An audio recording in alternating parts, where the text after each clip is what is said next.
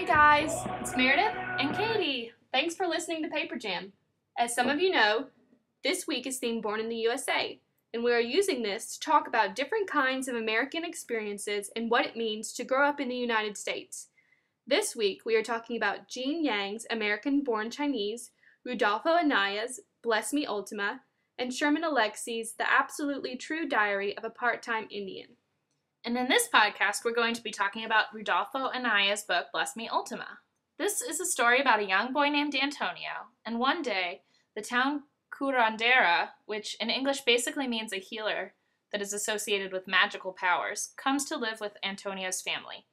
In this story, we see Antonio go to school to learn English. He speaks Spanish at home, and we get to see him struggle with his religion and the ideas of right and wrong. And he learns a great deal from Ultima, who acts as a sort of guide for Antonio as he grows up to become a man.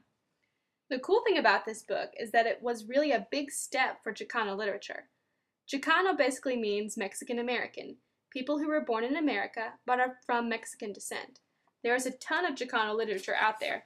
Some of you may have read House on Mango Street by Sandra Cisneros, but Bless Me Ultima is one of the first YA Chicano books to be written. That was really cool, Meredith. And it just goes to show how important it is to read books about all different types of culture, because there are always so many stories to share. And one of the places in this book that I noticed was the most different between his culture and the mainstream American culture was when he was going to school and he was set apart from his other classmates because he didn't speak English and he had a different kind of lunch. Yeah. And although it didn't seem as hateful as was portrayed in American-born Chinese, it did seem to make Antonio feel really left out. When he felt left out, though, he really found a lot of comfort in his friends who also spoke Spanish. It just shows that sometimes having a similar background can be very comforting in the face of difference or diversity. But I really like how he was so interested in learning English. Yeah, that was really neat. I loved how he wanted to discover the secret of the letters. Yeah, but I really can't relate to the idea of there being secrets in the letters because I don't speak any Spanish, and there are so many points in the story that they say some phrases in Spanish, and I really felt like I was missing out on something. Oh, for sure. I bet that can be frustrating. I speak Spanish enough to understand most of it, but there are still some words that I don't understand. But I don't think that you miss out too much by not understanding Spanish. The meaning is there, and you may just not understand the exact words, but from the English writing around it, you still get the idea. Yeah, I think so. I have to be honest with you, though, Katie. I felt like this book was sometimes overwhelming, just because of the amount of detail that the author included. There was a lot going on, and sometimes the detail took away from the excitement of the plot. Yeah, I can totally understand that. It is a longer book than most of our other books that we have talked about. But for me, at least, I think that the length really allowed the book to go into greater detail about some of the really important ideas. For example, all the pulls from the different people and faiths that Antonio was feeling.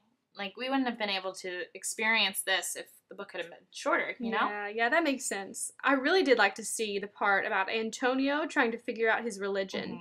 In this story, Antonio is trying to figure out if he wants to follow his mother's dream for him and become a Catholic priest. However, he's grappling with the idea of his faith and good and evil, especially when he sees two good men, as well as one of his friends, die. He's also introduced to another alternative faith, the faith of the Golden Carp. Yeah, Antonio is really pulled in a lot of directions in this book. He wants to please everyone, and he wants to please his father, who has the restless blood and wants to travel and move around, and all the way to California. And as you said, his mom wants him to be a priest. His uncles on his mother's side want him to become a farmer like them. And additionally, he's being pulled by his friends to goof off and be silly.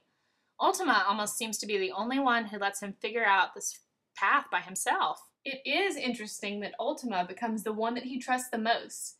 And I think this is because she doesn't try to influence him one way or the other. She's open to all of his questions. And while she does answer some, most of them, she allows for him to form his own opinions.